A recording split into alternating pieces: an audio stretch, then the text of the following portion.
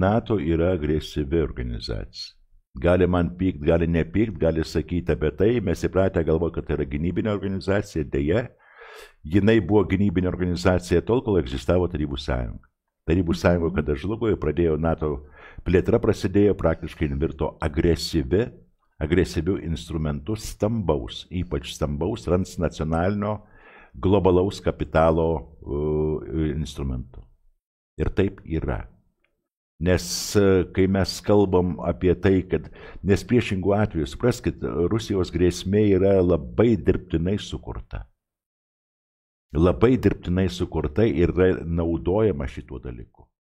Kaliningradas, Baltarusija, Pskovas, Sankt Peterburgas, Murmanskas. Tai yra taip vadinamo agresoriaus teritorija. Į savo teritoriją turi teisę ką?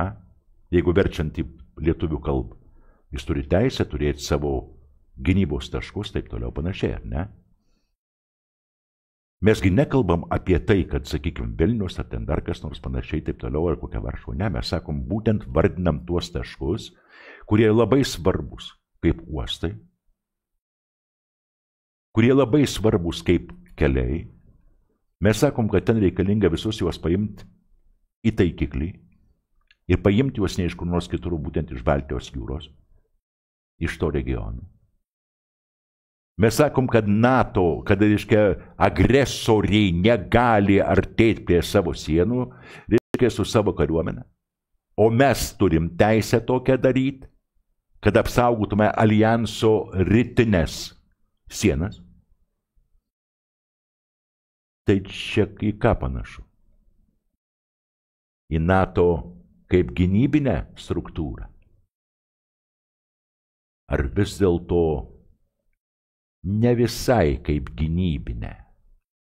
Juk tai yra pasakyta, reikia pasiekti tokį efektą, po kurių agresorius, kuris laiko savo namuose, sakykime, aš nekalbu apie Ukrainą, laiko savo namuose armijas, bet jisai vis tiek yra agresorius.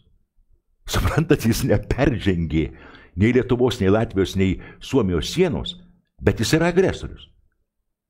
O štai mes su jumis, telkdami šitas visas pajėgas prie jo sienų ir praktiškai į taikiklį paėmę šitos jų uostus ir miestus,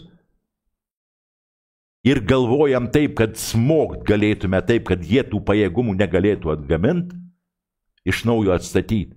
Mes su jumis, aiškiai, agresyviai nemastom. Mes tiesiog mastom gynybiškai.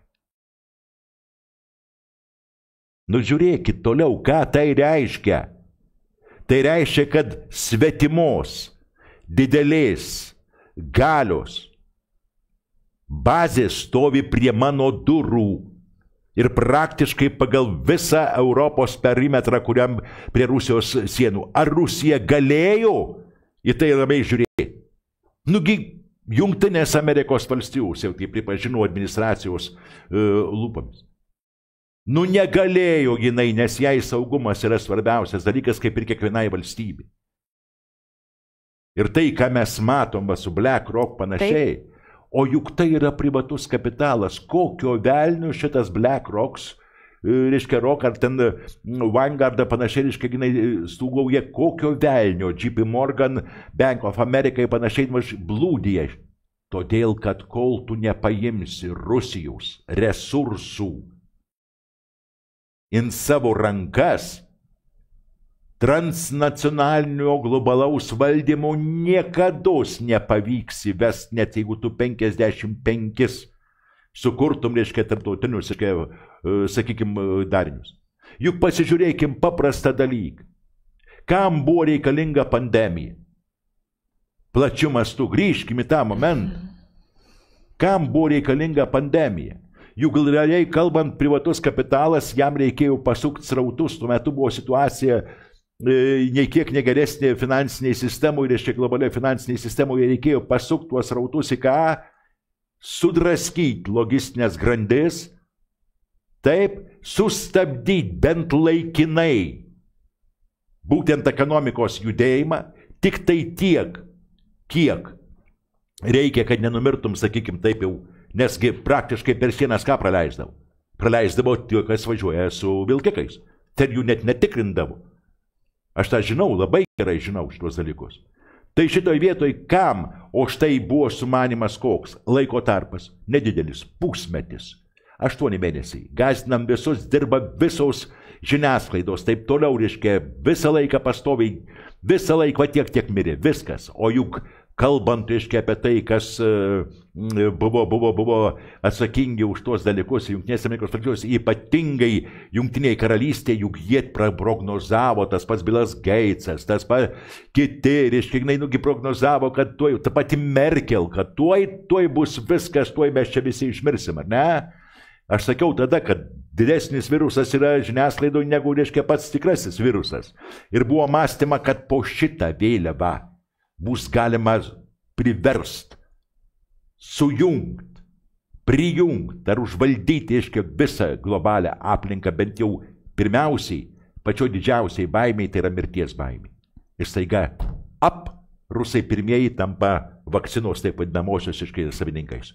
Jie paskelbė, kad pas juos jau jinai yra po kelių mėnesių. Po to atsiranda Kinija. Po to atsiranda, o juk buvo mąstymas 5 big farmos, kad jinai bus monopolija. Šitai reiškia vakcinai.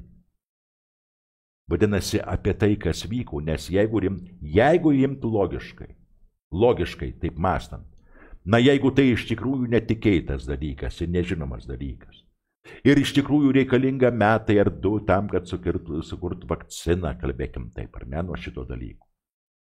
O rusai per kelis mėnesius to susitvarkau. Indija irgi. Tai gal vis dėlto jie žinojo kažką, šitą projektą. Na, būkim blaivūs.